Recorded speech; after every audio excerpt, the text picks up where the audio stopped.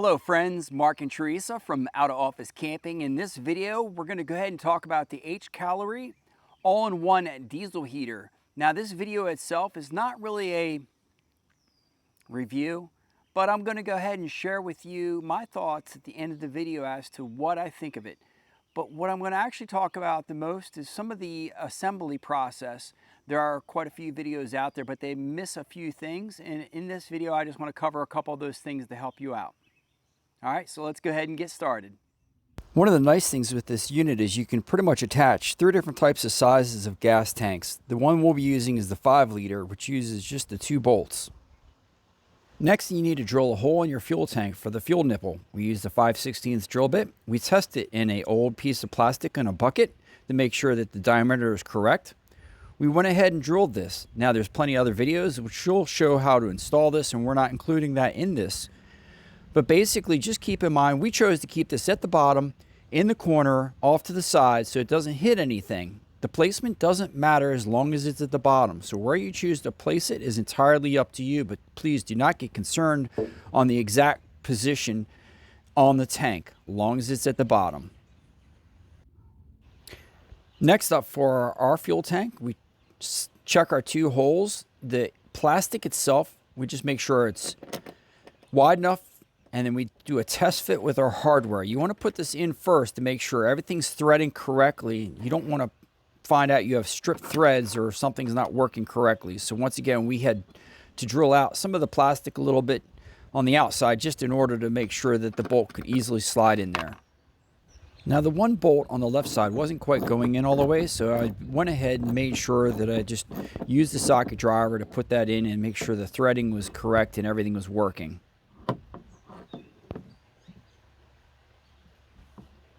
And as you can see here, that's a 10mm socket driver for that specifically. Of course, once you've done that, now you're ready. Go ahead and attach your tank. Now in shipping, your exhaust is going to get a little out of shape. Take like something round. I used the end of a screwdriver and just placed it in there and just kind of spun it around to get the shape back. This is going to allow me now to comfortably be able to put this back into the unit with ease. Next, you want to take your top plates, and where they're going to sit, you'll see 2 small holes. In order to make sure everything's correct, you want to take the screws and screw them in. So once again, you're kind of setting the threads in there prior. So put them all the way in, and it's going to make it a lot easier when you want to go to attach the plate next. Now the one clamp for the exhaust you will not use. In all the pictures, they show the exhaust going upward. You do not use that at all. The exhaust should be pointing down towards the ground.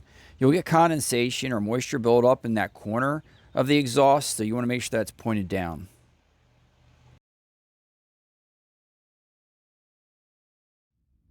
Now, of course, you may have some leftover hardware, miscellaneous pieces, and definitely some extra fuel line, because you only need a short piece. So cut what you need, and then you have just some bonus for whatever else you need.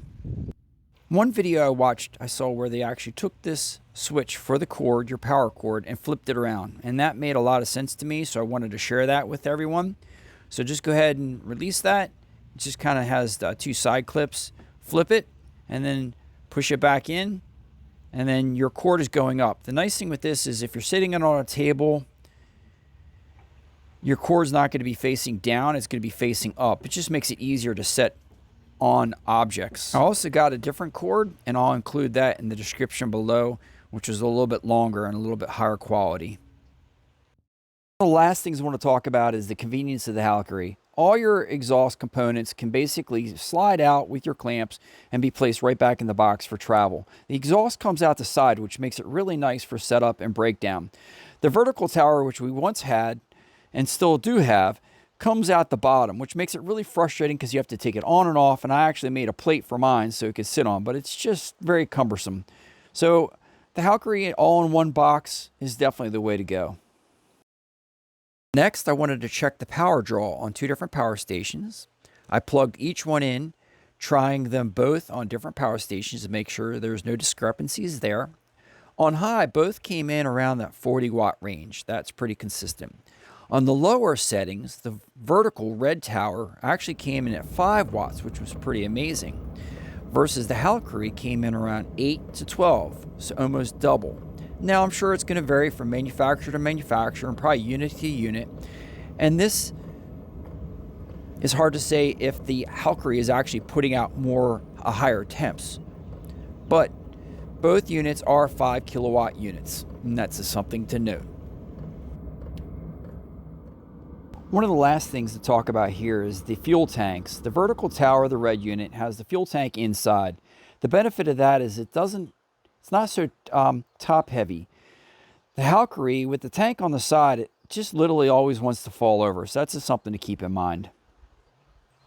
Let's go ahead and get started with a few of my thoughts. First off, the most important and most incredible thing is the price. For an all-in-one unit, this comes in, at the time of recording, this is around $200. I believe when I purchased it was about $250, but basically under $300 worth of Bluetooth. So that's absolutely incredible. The other thing I really like is that you can see the gas tank and actually how much fuel you'll have right here very quickly visually. With that being said, one of the cons is that because it sits on the outside compared to our original unit, which was all-in-one, and the fuel tank was inside, this tends to be a little very easy to basically want to tip over. And so I'm not a keen fan of that. The other thing that is actually really neat is the way this is set up. They have several different types of bolt patterns, so you can add much larger fuel tanks. And because it's, the fuel line is on the outside, you pretty much could design, and many people have their own fuel setups, such as like RotopaX attached to the outside, so you can kind of take it on and off, and that's really cool. What I'm going to do is I'm going to link a few of those videos that I've seen and that I like in the description, along with also the install process or assembly process of this, because once again, this video was just to cover some of the short things which you've seen and the things that I just wanted to highlight. The other thing I'm not a big fan of, if you're on an Android, this is pretty much your only control. So I would suggest that you do not buy a Bluetooth model. What is not so great about this is you can't, if you're in say like a rooftop tent or something where you're up and out of the way visually from the dashboard, which is right here on the side, you really have no sense of where your temperature is. You can just kind of take a guess by, pushing up or down or on and off, and that's about it. And that's a little frustrating. And I only say that because our original unit, which was an all-in-one, like I call it the little red Chinese heater, basically had like a little digital readout. And this was cool because you could go up or down and it kind of gave you different numbers. And at a quick glance, you had a better sense of where you were with your temperature. So after a while, you kind of knew, oh, at 1.6 is the best temperature. Oh, it even talks to you. I wish you a safe journey. So those are just a few things. The other thing is, for those who are not maybe mechanically inclined, to purchase this unit and have to do the assembly, it's not difficult. But once again, at this price point, in this day and age, some of these all-in-ones, like in the red boxes, you just pretty much pull them out, you add fuel, you really don't have to do a whole lot of things to it. I really wish, and maybe in the future they'll come this way, but I really wish that the fuel line or the tank itself was already pre-drilled, and all that stuff was installed, so all you're doing is basically bolting it down. I just think it would make it a lot easier for most consumers. The other thing, just to keep in mind, if you buy any diesel heater, whether it's this one or another one, especially like on Amazon, you can't typically return them because they're considered used even if you don't put anything in them. Because of the potential for fuel, they basically will decline your return. So it's really frustrating if you purchase something like this from Amazon, you can't send it back. So I would highly suggest you buy it maybe directly from the manufacturer. You probably have a better chance of getting it back to them if there is a problem. When we haul this around, a couple things that we do is basically, well, first off, when we're using it, we just have this extra extension that we'll put like on a rock, and that just sits loosely on here like this.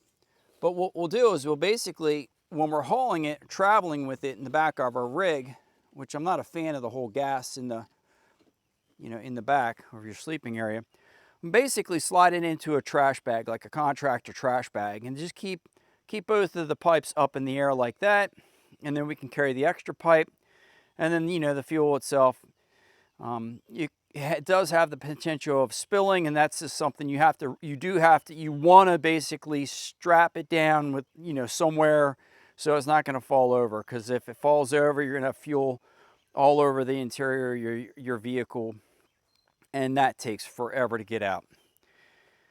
So with that being said, I think that covers the majority of my thoughts on this device or unit, and I think for the money, it's a really great product. If you have an interest in, assembling some stuff, I would go for it. All in all, it's very quiet. It uses about the same, the consumption is about half a gallon overnight, about 8 hours. It's about average of what most of the units on the market are. So it's just really just a different package. It's just all together in one. What's nice too is, you look at some of the other ones that are out there, and you could spend $1,200, $1,500. And for the money, once again, for $200, I mean, if something goes wrong in a year or so, you can go out and get another one.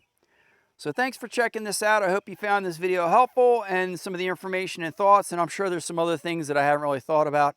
But for the most part, it's worth having. It's quiet, uses the same amount of fuel, and it does the job. It heats up a space very well. So I'm happy that we picked it up. It's been working for our rooftop tents, like the CVT and also the GFC, and we just pipe in the line right up into the side there, and no problems whatsoever keeping our setup nice and toasty, even in the coldest temperatures.